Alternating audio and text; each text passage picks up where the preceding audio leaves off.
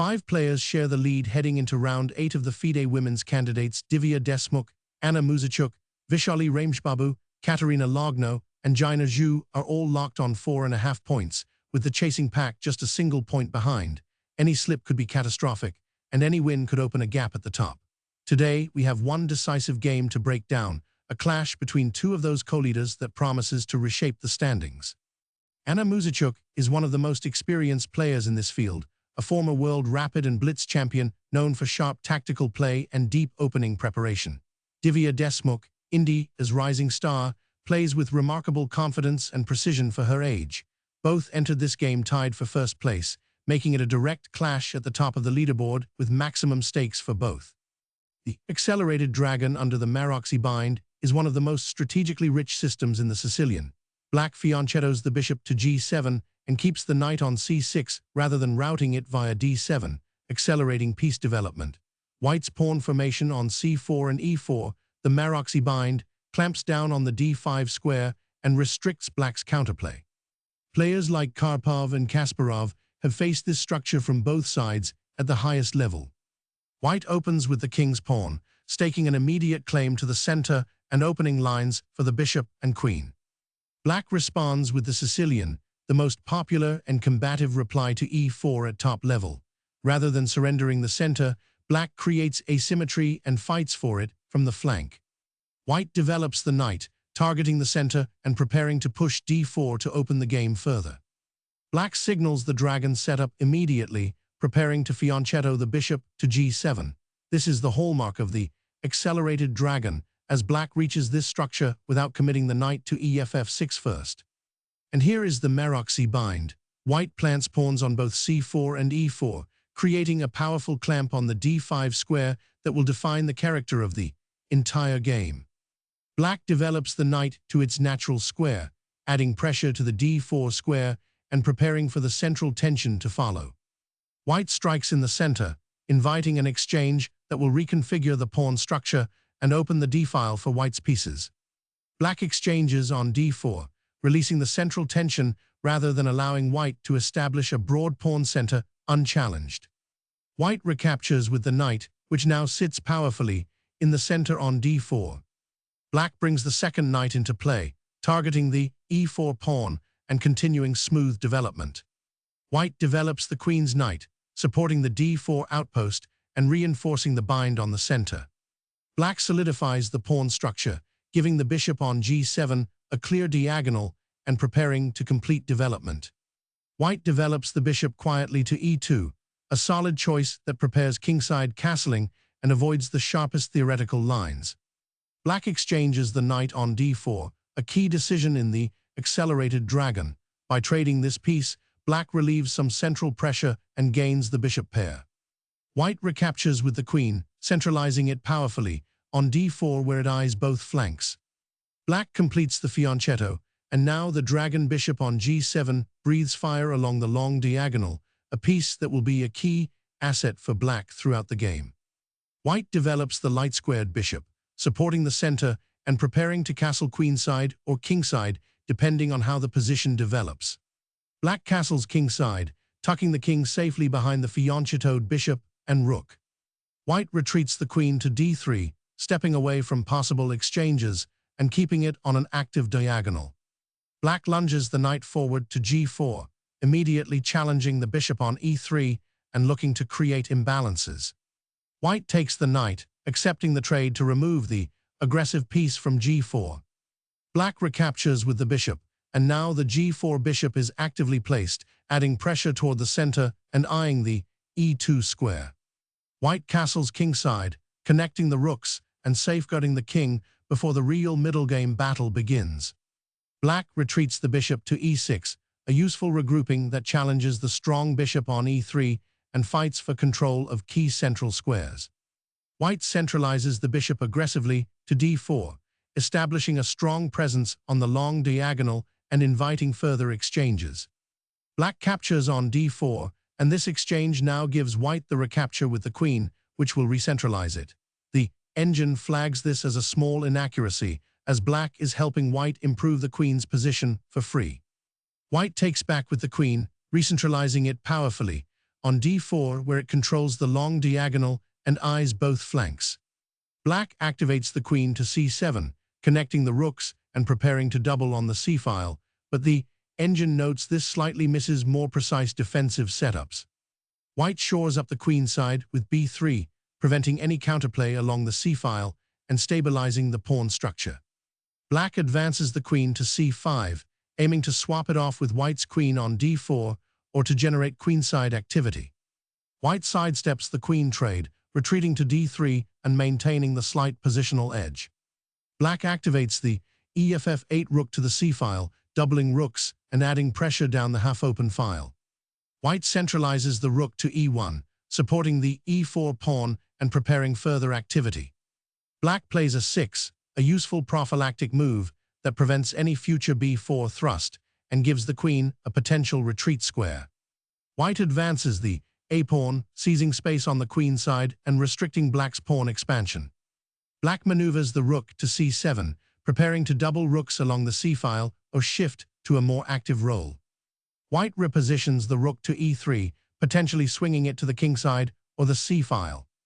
Black brings the a8 rook to c8, fully doubling on the c-file and maximizing pressure there. White doubles rooks on the e-file, creating a powerful battery that eyes the e7 pawn and potential invasion squares. Black centralizes the queen to e5, an ambitious square where it simultaneously threatens the e4 pawn and eyes potential counterplay. White plays h3, a useful waiting move that creates a little luft for the king while keeping all options open. Black supports the queenside pawn structure, preventing a 4 or 5 from being too effective and preparing to potentially advance the b-pawn later. White places the knight on the powerful outpost on d5, a dominant centralized square where it cannot easily be challenged. Black captures the knight, eliminating the powerful piece on d5 before it can cause further damage. White recaptures with the pawn, and now the d5 pawn becomes a dangerous passed pawn pointing toward the black queen side. Black retreats the queen to EFF6, stepping away from the pressure on the e5 square. White repositions the rook to EFF3, aiming to swing it to the f-file or potentially to EFF6 to challenge the black queen. Black retreats the queen further to g7, tucking it behind the kingside pawns and connecting it with the king's protection. The engine notes white is clearly better here. White advances the h-pawn, starting a kingside space grab and looking to create weaknesses around the black king. Black plays EFF6, a significant concession. This move tries to fight for space but creates lasting weaknesses on the e6 square and along the e-file. The engine sees this as a notable mistake that increases white's advantage significantly. White recentralizes the queen to d4, a powerful diagonal where it bears down on both the kingside and queenside simultaneously. Black retreats the c8 rook to b8, likely, eyeing future queenside counterplay with b5. White doubles rooks on the e-file, creating a formidable attacking battery aimed at the heart of black's position. Black consolidates the rooks to the 7th rank, defending against immediate threats while keeping the position solid. White invades with the rook to e6, a powerful penetration into black's position that immediately creates serious threats. Black slides the queen to h6, seeking to create counterplay and make the rook on e6 uncomfortable. White reinforces the kingside with g3, safeguarding against backrank concerns and keeping the king secure. Black retreats the queen to EFF8, defending the pawn on EFF6 and trying to hold the position together. White advances the h-pawn to h5, threatening to push to h6 and create a dangerous passed pawn on the kingside. Black pushes g5, trying to block the h-pawn advance, but this creates further weaknesses. The engine notes white's advantage is growing steadily. White tucks the king to g2, centralizing it slightly and removing it from any future backrank tricks. Black shuffles the queen to a8, a somewhat passive square, looking for some form of counterplay along the long diagonal. White activates the a-rook to a1, preparing to push the a-pawn or support the queenside operations.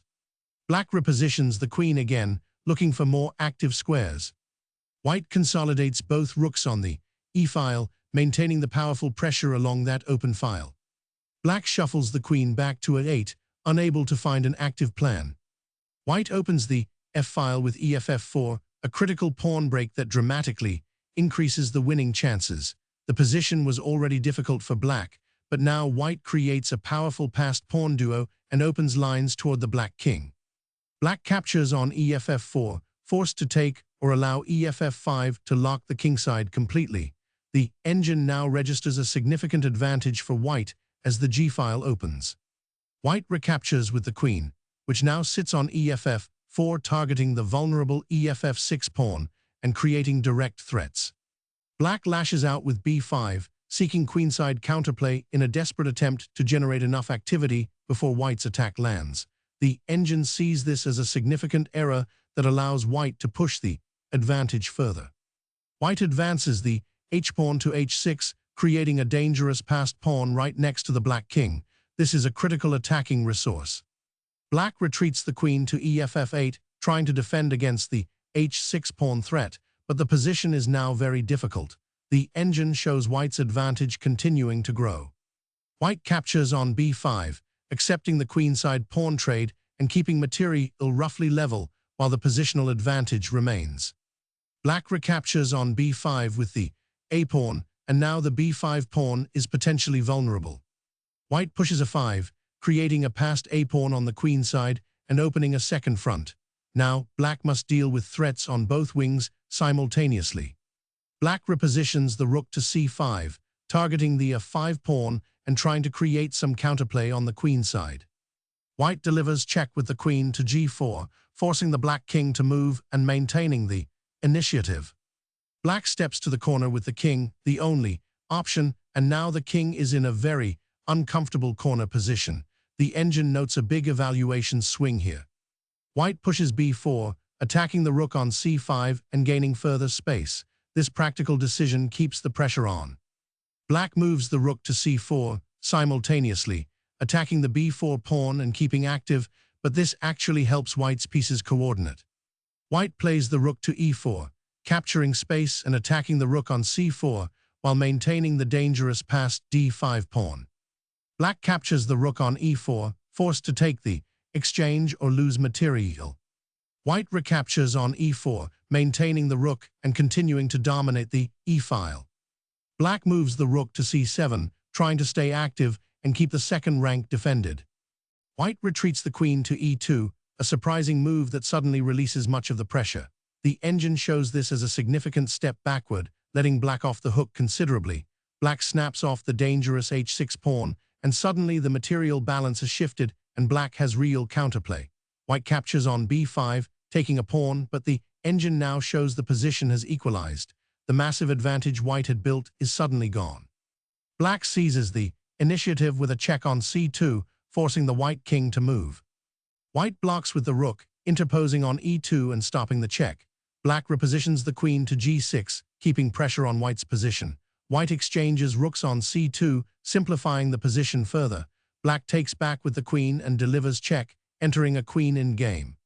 White steps the king to EFF3, moving it toward the center in the queen in game.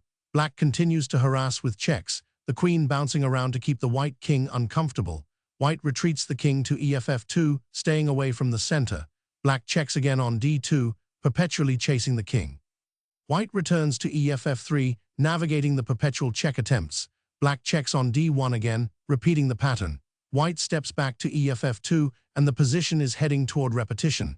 Black checks again on D2, the third repetition looming. White breaks the repetition by offering a queen trade on E2, trying to avoid the draw and play for more. Black declines the trade and grabs the B4 pawn instead, gaining material in the queen in game. Black now has real winning chances. White pushes the A-pawn to A6, advancing the passed pawn as a counterbalancing threat. Black checks on B6, keeping the king busy while watching the A6 pawn. White retreats to G2, stepping out of the check. Black repositions the queen to A7, blockading the dangerous passed pawn on A6. White advances the queen to B5, maintaining pressure and threatening to push the A-pawn. Black activates the king in the endgame, a key technique as the queens are still on the board. White reorients the queen to A4, trying to find the best way to support the A-pawn. Black advances the H-pawn, activating another passed pawn and giving the position even more dynamism. White repositions the queen to A2, defending the a-pawn's promotion square while keeping options open. Black continues to bring the king forward, the monarch marching toward the center. White repositions to e2, keeping the queen active and watching the d6 and e7 pawns. Black continues the king march, and now the king is heading toward the queen side. White advances the king as well, entering what appears to be a drawn queen in-game battle. Black repositions the queen to g1, and now things get very interesting. The queen on g1 eyes the long diagonal and creates threats. White advances the a-pawn to a7, trying to promote, but this is a critical mistake according to the engine. The pawn is easily blocked, and white loses control of the position entirely. The evaluation swings dramatically in black's favor. Black immediately captures the a7 pawn, and now white has given up the passer for nothing while black retains the extra material. A massive evaluation swing confirms this was the turning point of the entire game. White captures the h5 pawn in compensation, trying to stay in the game by grabbing material. Black centralizes the queen to e3, a strong square where it creates multiple threats and targets the g3 pawn. The engine shows this is a significant advantage for black. White gives check on h8, the beginning of a long defensive sequence of queen checks. Black steps the king to eff7, moving out of check, and now black must carefully avoid perpetual check while converting the winning advantage. White continues checking, but this move actually allows black to improve the king's position. The engine sees this as a mistake that strengthens black's winning chances. Black's king steps to g7, and now the king is in a safer spot. A massive evaluation swing here shows black is clearly winning. White tries a different angle with the queen on e8, creating threats against the e7 pawn. Black centralizes the queen to e4, a beautiful square where it attacks the g2 pawn, defends the king, and creates winning threats. The engine shows black is now clearly winning by nearly 3 pawns. White retreats the king to h2, trying to stay out of trouble. Black checks on e2, maintaining the initiative and driving the white king into an uncomfortable corner. White retreats to g1, the only option. Black checks on e1, squeezing the white king further. White must move to g2. Black continues the checks, pushing the white king around the board. White retreats to h3. Black repositions the queen to e2, maintaining maximum pressure while keeping the queen centralized. White pushes g4, trying to give the king more room and create some counterplay. Black checks on eff3, and a very large evaluation swing shows black is now close to winning material or forcing decisive threats. White retreats to h2. Black brings the queen back to e4, targeting g4 and keeping total control of the position. White advances the king to g3, trying to shelter behind the g4 pawn. Black checks on e5, and another large swing confirms black is dominating this in-game completely. White retreats back to h3. Black advances the f-pawn to eff5, activating another passed pawn and creating devastating new threats. The evaluation continues to grow in black's favor. White captures on eff5, forced to take or allow the pawn to advance further. Black recaptures on eff5 with check, keeping the initiative. White steps the king to g3. Black checks on g5, driving the king around. White retreats the king to eff2. Black activates the king to eff6, marching it toward the center and the passed d-pawn. The engine shows black is clearly winning now. White begins a series of checks with the queen, trying to prevent black's king from advancing. Black steps the king to eff5, keeping it active and pressing forward. White checks again on c8, continuing the checking sequence. Black steps back to eff6, keeping calm and methodically evading the checks. White persists with checks, unable to make progress but trying to hold on. Black steps to g6, avoiding the check and preparing to activate further. White checks from g8. Black slides the king to h6, and the king is perfectly safe here while the passed pawns will decide the game. White gives yet another check from h8. Black returns to g6, continuing the king dance as the advantage remains firmly in black's hands. White checks from g8 again. Black advances the king to h5, moving it toward a more active position. White checks on eff7, continuing to harass. Black steps to h4, and the king is now marching toward the center of the board. White checks on h7. Black advances the king to g4, and now it is completely centralized and safe. The engine shows a large advantage for black as the king approaches the white pawns. White retreats the king to ef1, but this turns out to be a serious mistake. The engine immediately flips the evaluation to nearly 8 pawns in black's favor. White needed to keep the king more centrally placed.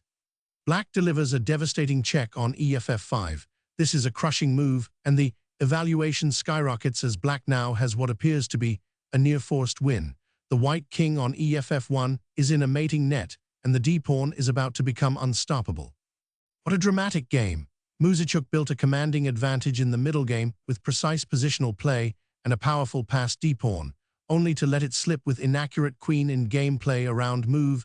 Deshmukh showed tremendous resilience, converting a hopeless-looking position into a full point by activating her king fearlessly and coordinating her queen with those passed pawns. Round 8 delivers a stunning result as Deshmukh climbs above the pack. The logjam at the top is slowly breaking open, and every remaining round will be tense. Who do you think will emerge as the winner of this candidates tournament? Let us know in the comments, and make sure to subscribe so you don't miss a single move of the action.